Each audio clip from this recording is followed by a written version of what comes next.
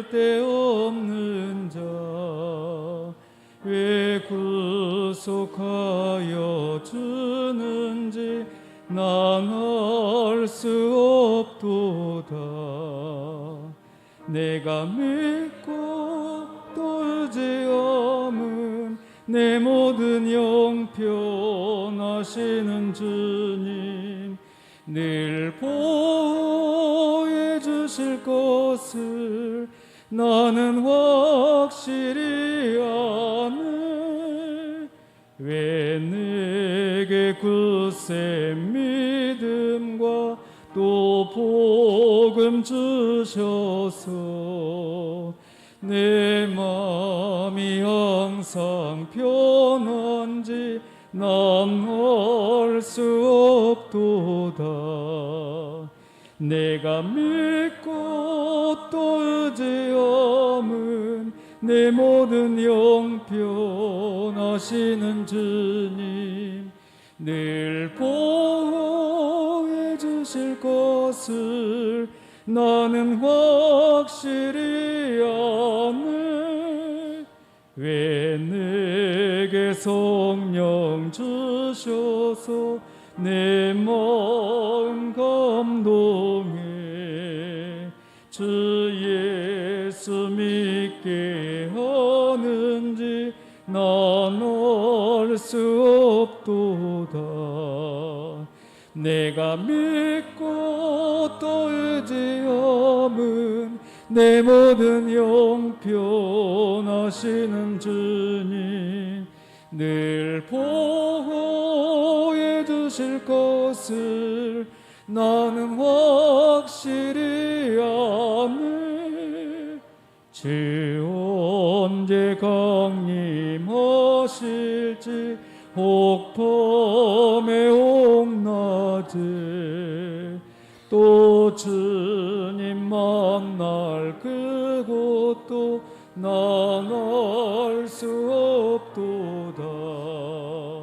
내가 믿고 또 의지함은 내 모든 영편하시는 주님 늘 보호해 주실 것을 나는 확실히 아네.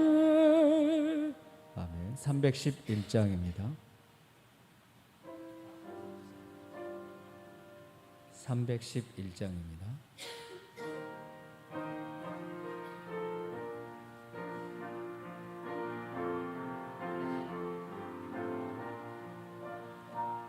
내 너를 위하여 몸 버려 피 흘려 내 죄를 속하려 살 길을 주었다. 널 위해 몸을 주건만 너무 어쩌느냐. 널 위해 몸을 주건만 너무 어쩌느냐. 아버지 보좌와 그 영광 떠나서 밤 같은 세상에 만 백성 구하려 내 몸을 희생했건만 너무 어떠느냐. 내 몸을 희생했건만 너무 어떠느냐. 죄 중에 빠져서 영 죽을 인생을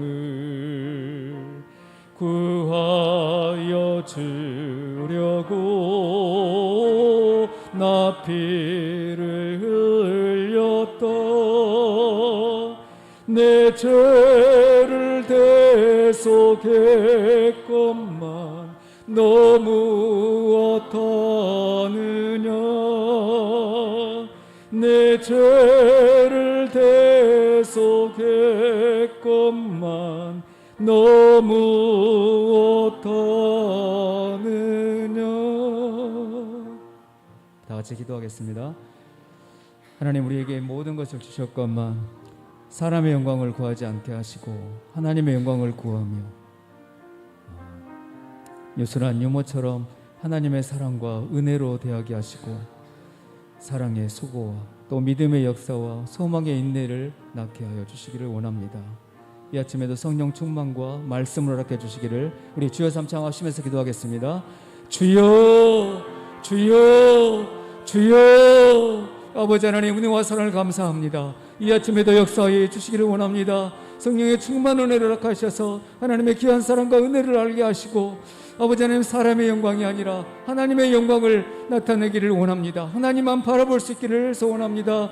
주님의 그 마음을 품게 하시고 유순한 이모처럼 아버지 하나님, 주님의 마음을 품게 하시고 하나님의 귀한 사랑과 은혜를 온도 나타내며 살아드릴 수 있도록 하나님, 우리의 믿음의 사람으로 믿음의 수고와 사랑의 수고를 아끼지 않는 저희들 되도록 은총을 허락해 주시기를 원합니다. 말씀을 허락하여 주시옵소서.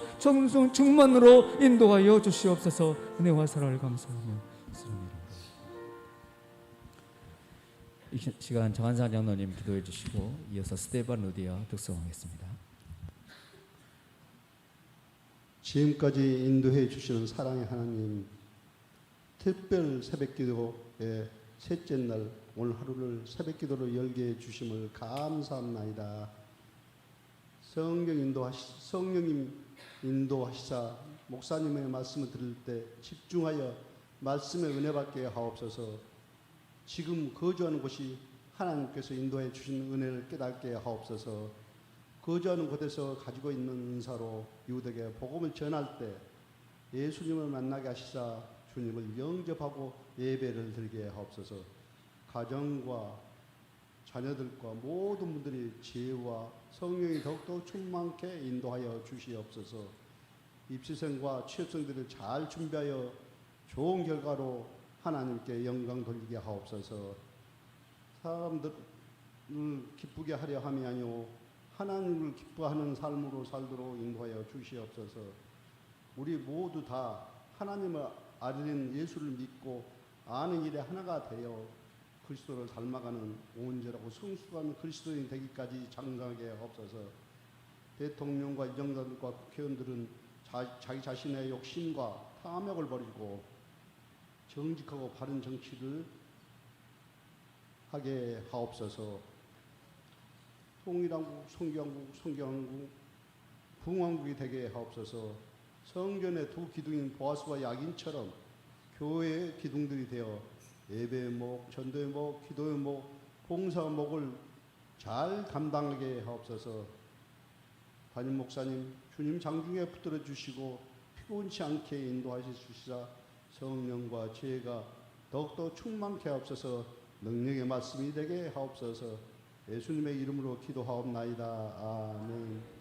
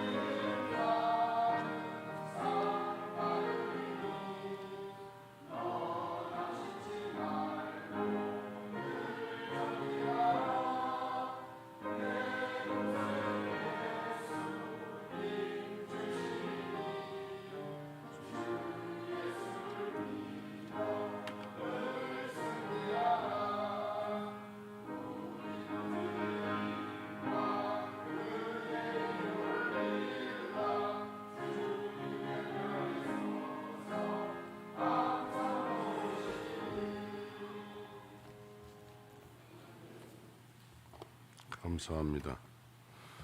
좌우로 인사하시죠. 오늘도 복된 하루 되시기를 바랍니다.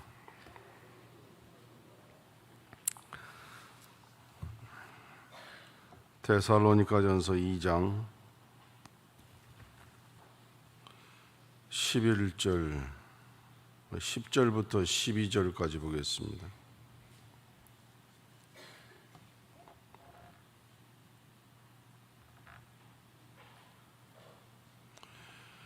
데살로니가전서 2장 10절에서 12절 다 같이 보겠습니다. 우리가 너희 믿는 자들을 향하여 어떻게 거룩하고 옳고 흠없이 행한 것에 대하여 너희가 증인이요 하나님도 그러하시도다.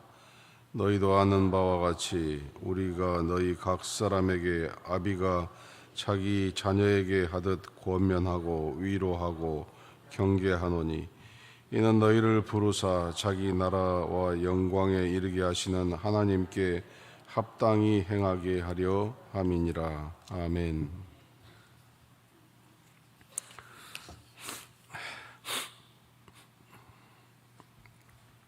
저는 종종 제 아이들이 괜히 불쌍하게 보일 때가 있습니다. 뭘 특별히 불쌍해서 불쌍해야 그냥 갑자기 측은하게 보이고 또 짠하게 보이고 그런 마음이 들 때가 있습니다. 저만 그러나 다른 분들도 그런가 그런 잘 모르겠는데 그래서 괜히 마음이 아파요. 아이들을 보면은. 그래서 더 잘해주고 싶다 그런 마음이 들 때가 있습니다. 그래서 이런 마음이 들 때에 제 아내에게 이런 말을 하면은 제 아내가 저를 보면서 하는 말이 참 이상한 사람이라고, 왜 애들이 불쌍하게 보이냐고, 하나도 자기는 안 불쌍하다고 그렇게 또 대답을 해요. 그럼 제가 제 아내 얼굴을 보면서 왜 그렇게 심령이 강팍하냐고, 친엄마가 맞냐, 네, 이렇게 물어보고 서로 웃고 그렇습니다. 근데 성경을 보니까 제 마음과 같은 그런 분이 계시더라고요. 곧 하나님의 마음이 그렇더라 하는 것입니다. 시편 103편 13절에서 14절 말씀을 보면은 아비가 자식을 불쌍히 여김같이 여호와께서 자기를 경외한 자를 불쌍히 여기시나니 이는 저가 우리의 체질을 아시며 우리의 진토임을 기억하시리로다. 이렇게 말씀하고 있습니다. 아비가 자식을 불쌍히 여김같이 하나님께서 자녀 삼은 우리를 그렇게 불쌍히 여기신다. 이 말씀을 어느 정도 이해할 수가 있습니다. 아비가 자식을 어떻게 여긴다고요? 든든하게 여기기도 하고 자랑스럽기도 하고 그럴 때가 있지만 아비의 마음 한구석에는 괜히 자녀들이 불쌍하게 보일 때가 있습니다.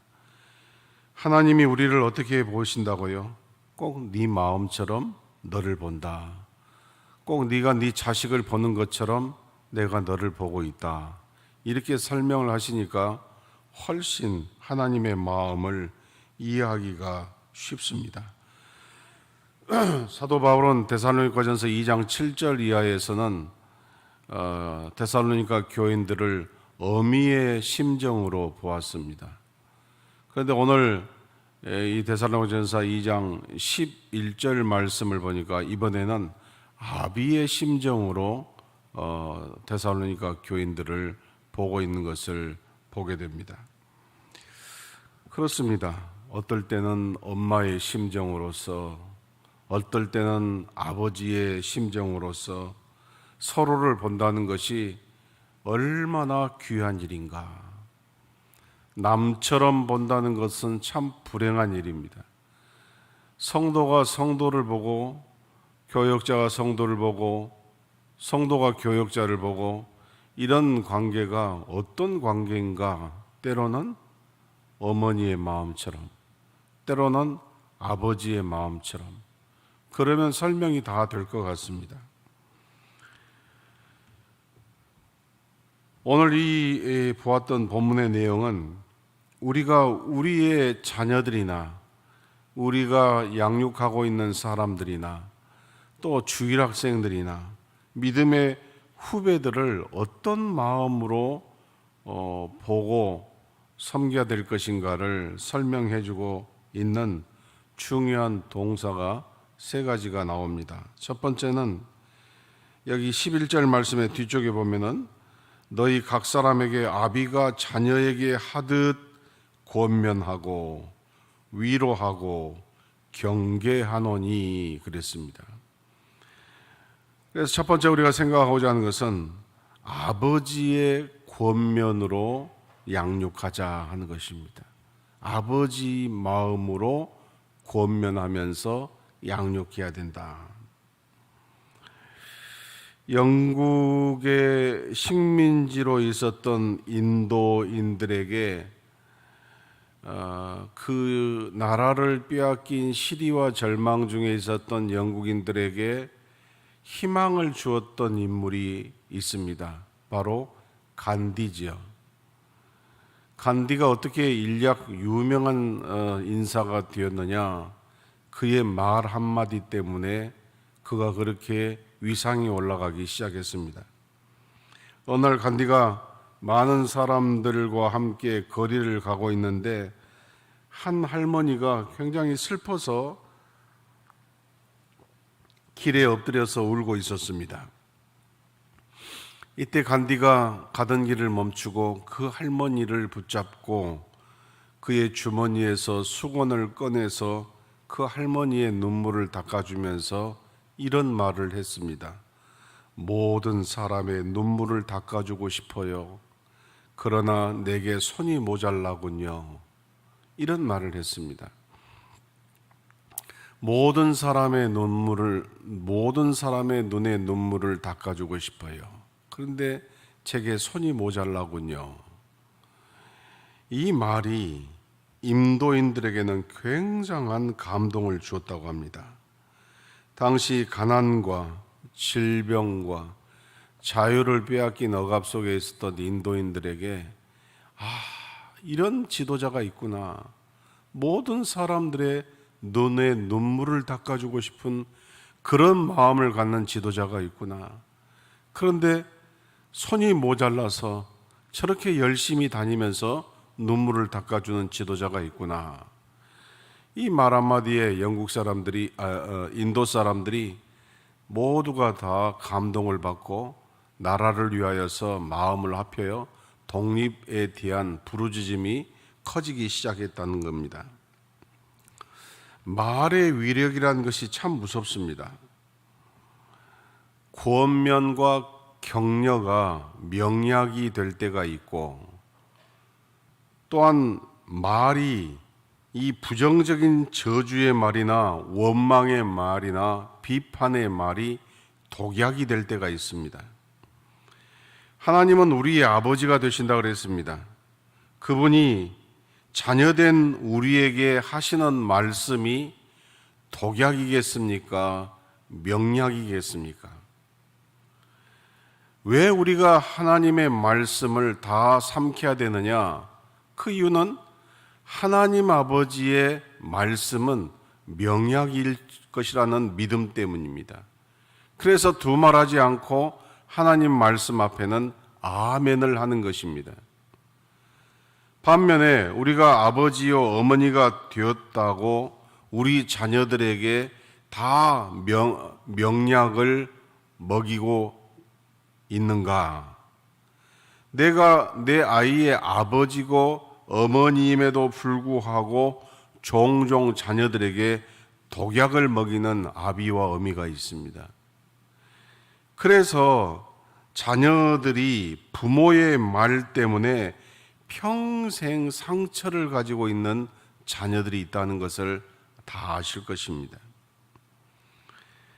그런데 제가 말씀을 준비하면서 이 부모의 치명적인 약점과 오해, 부모이기 때문에 다 명약을 줄 것이다. 부모이면서도 독약을 줄 때가 있다. 부모이니까 다 명약을 줄 것이라는 것은 오해이고, 부모도 독약을 줄 때가 있다. 이건 치명적인 약점입니다. 과연 이런 것으로부터 벗어날 수 있는 방법이 무엇이겠는가? 그건 다른 것이 아니라 부모의 입에 하나님의 말씀을 머금어야 된다는 것이에요. 그러면은 이런 치명적인 실수나 치명적인 오해가 없지 않겠는가? 부모의 입에 꼭 무엇이 머금어지고 있느냐? 부모의 생각과 부모의 가치관과 부모의 뜻이 머금어져 있습니다. 그래서 부모의 감정에 따라서 부모의 입에서 나오는 말이 자기는 명약일 줄 알지만 독약으로 삼키는 아이들이 많습니다. 그러나 이런 실수와 오해로부터 벗어날 수 있는 것은 부모가 자기의 뜻과 자기의 생각과 자기의 가치를 입에 머금기보다 하나님의 말씀을 머금어야 된다. 그러면 부모의 입에서 나오는 그 말씀이, 그 권면이 우리 자녀들에게 명약이 되지 않겠습니까? 히브리서 12장 5절에 또 아들들에게 권하는 것 같이 너희에게 권면하신 말씀을 잊었도다. 일러스되 내 아들아 주의 징계하심을 경히 여기지 말며 그의 꾸지람을 받을 때에 낙심하지 말라. 하나님의 말씀은 우리에게 독약이 없습니다. 징계를 받아도 또 꾸지람을 받아도 그것이 다 명약입니다. 하나님이 우리의 아버지가 되어 자녀된 우리를 권면하듯이 모든 아비와 어미들은 하나님의 말씀을 많이 묵상하고 많이 암송하고 많이 은혜를 받은 가운데에, 그러한 가운데에 후배들을 권면하고 또 양육하는 사람들을 권면하고 자녀들을 권면할 때에 권면받은 사람들이 기꺼이 명약으로 받게 될 줄로 믿습니다. 아멘. 두 번째는 아버지의 마음으로 위로하며 양육을 해야 됩니다. 아비가 자녀에게 하듯 권면하고 그 다음 말씀 보면 위로하고 라고 기록되어 있습니다. 여러분은 그런 이야기 간증을 책에서 보신 적이 있는지 모르겠습니다. 아빠의 위로라는 그런 글이 있습니다.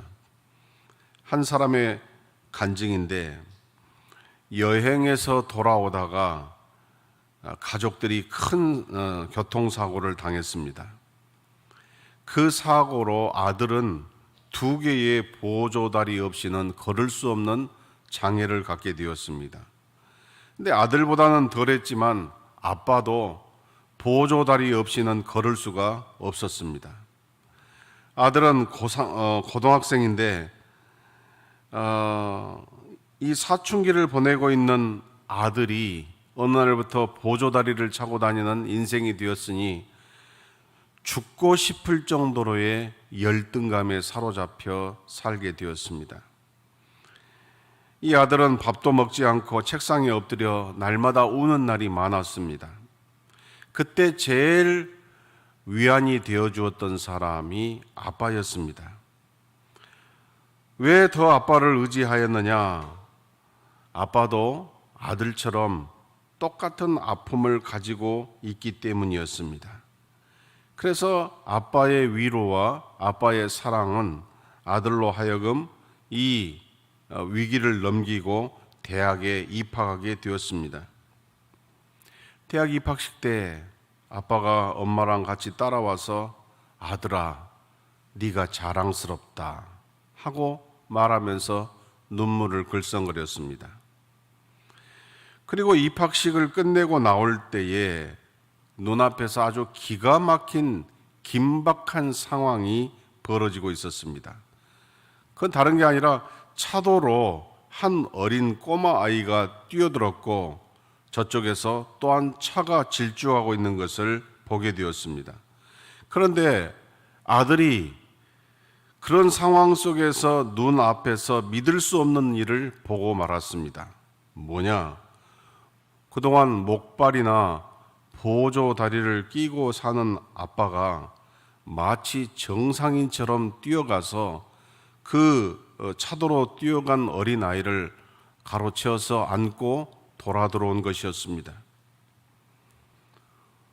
아들은 자기의 눈을 의심하면서 아빠가 그 아이를 안고 인도로 나오는 모습을 지켜보면서 아빠, 아빠 하는 소리만 쳤지만 아빠는 못 들은 척 그리고 떨어져 나가 있는 보조 다리를 끼고서 서둘러 앞으로 가버리고 말았습니다.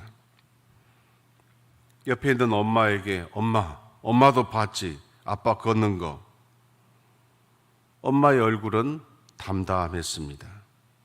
그러면서 비로소 엄마가 그 아들의 얼굴을 보면서 이렇게 이야기합니다. 놀라지 말고 엄마의 말을 잘 들어봐. 언젠가는 너도 알게 되리라고 생각했는데 아빠는 사실 보조 다리가 필요 없는 정상인이야. 그때 사고 날 때 아빠는 팔만 다치셨어. 그런데 4년 동안 보조 다리를 일부러 짚고 다니시면서 살아왔던 거야. 그것은 같은 아픔을 가져야 아픈 너를 위로할 수 있다고 생각했기 때문이야. 아이는 충격을 받았습니다. 왜 그랬어, 아빠까지? 아빠는 왜 그렇게까지 했어? 라고 아들이 울기 시작합니다. 엄마가 이때 다시 말합니다. 울지 마. 아빠는 너를 위로할 수 있는 자신의 모습이 얼마나 좋았던지. 그런데 오늘 저렇게 했던 것은 그 어린 아이가 교통사고가 나서 너처럼 될까봐 뛰어들어갔을 것이야.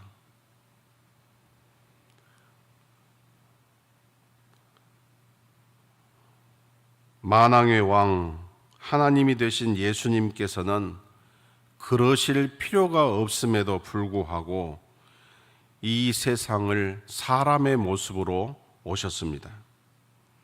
그 이유는 우리의 슬픔과 아픔을 위로하기 위하여 오신 것입니다. 그뿐만 아니라 모든 슬픔의 근원이 되는 세상 죄를, 나의 죄를 지시고 십자가에서 나를 대신하여서 죄값을 치르기 위하여 오신 것입니다.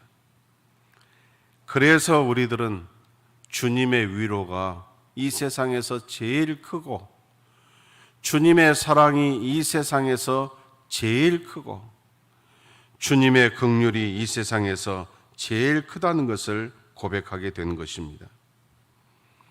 지금도 그 주님께서는 믿는 자들의 가슴에 성령으로 오셔서 언제나 우리를 위로해 주시겠다고 약속하셨고 지금도 그렇게 하고 계시는 것입니다.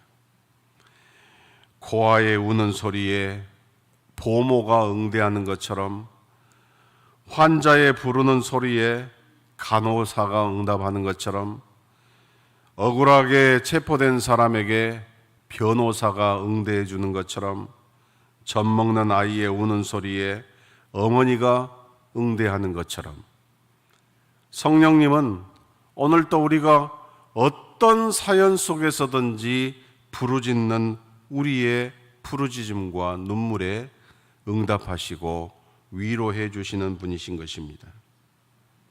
바로 그 위로로 모든 사람을 위로하라고 합니다.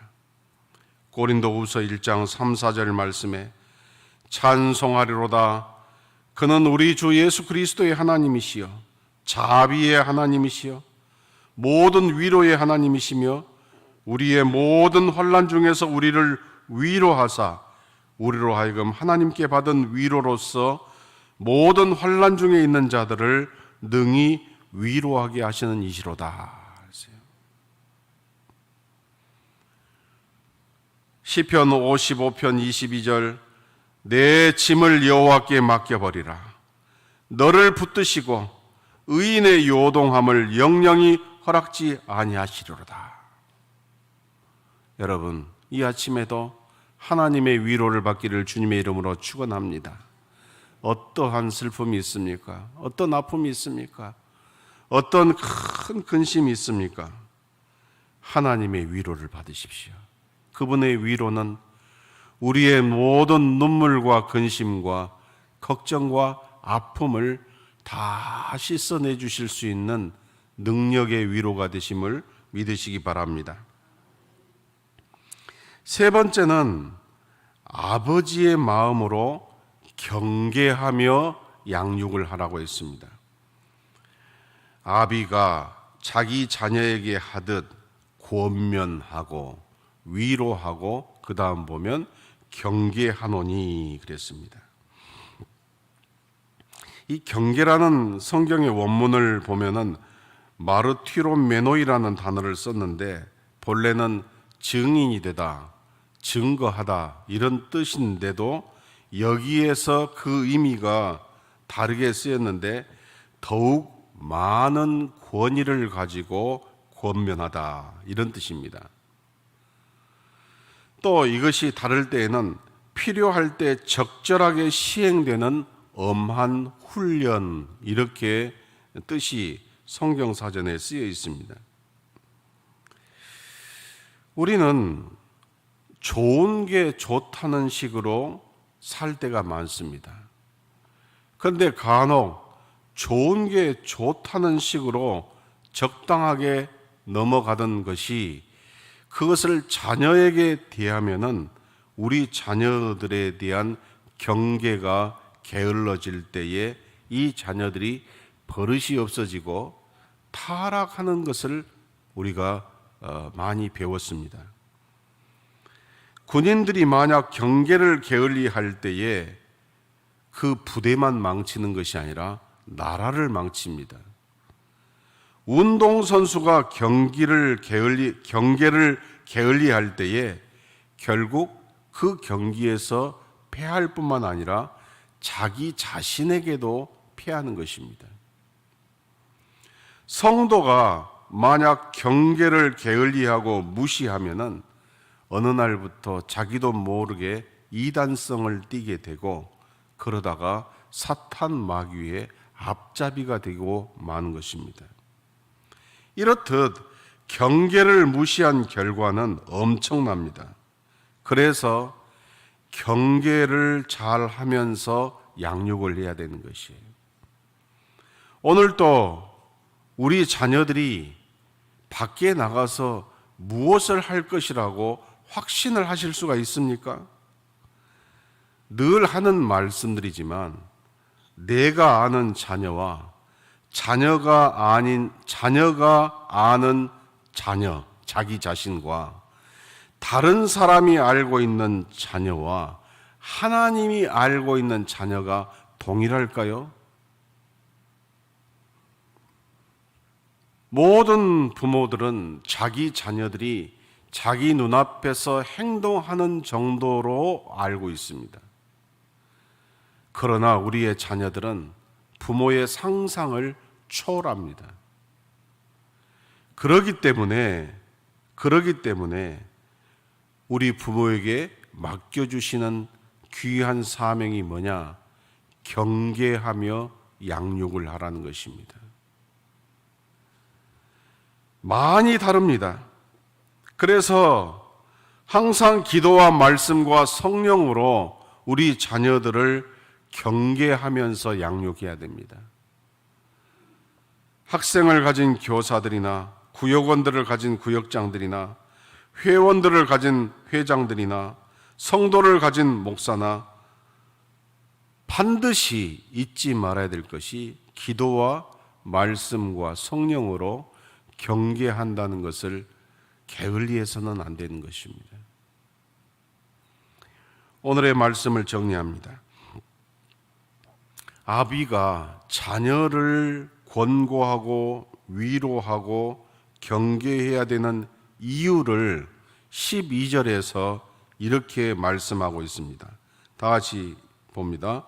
이는 너희를 부르사 자기 나라의 영광에 이르게 하시는 하나님께 합당히 행하게 하려 함이니라. 아멘. 이 말씀을 아시겠습니까? 우리가 권면하고 위로하고 경계해야 되는 이유는 나를 부르시고 하나님의 나라의 영광에 이르게 하시는 하나님께 합당하게 행하는 것이라고 합니다. 하나님께 합당하게 행하게 하려 한다는 말은 무슨 말일까요? 이 말은 원문의 뜻으로 보니까 하나님의 기준에 가치 있는 삶으로 응답하려고 하는 것이다 라는 겁니다. 하나님의 부르심에 가치 있는 응답을 해야 된다는 거예요. 형식적인 응답이나 영혼이 없는 응답이나 그저 아무 느낌 없이 우리가 아멘 하는 그런 식으로 응대가 되어서는 안 된다는 것이죠. 우리가 왜 우리의 자녀들이나 많은 사람들을 권면하고 위로하고 경계해야 되느냐? 다른 게 아니라 하나님의 부르심에 영광에 가치 있는 삶으로 응대하기 위해서라는 것입니다. 오늘 이 말씀을 기억하시고 또 핸드폰이나 눈에 보이는 데에 이 세 개의 단어를 써놓으십시오. 권면하고 위로하고 경계하기를 게을리하지 말자. 그래서 하나님에게 가치 있는 삶으로 응답해 드리자. 이런 저와 여러분 되기를 주의 이름으로 축원합니다.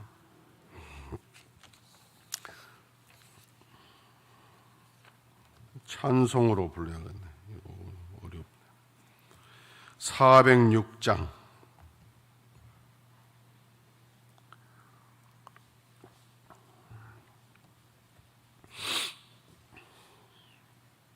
406장 통일찬송가 464장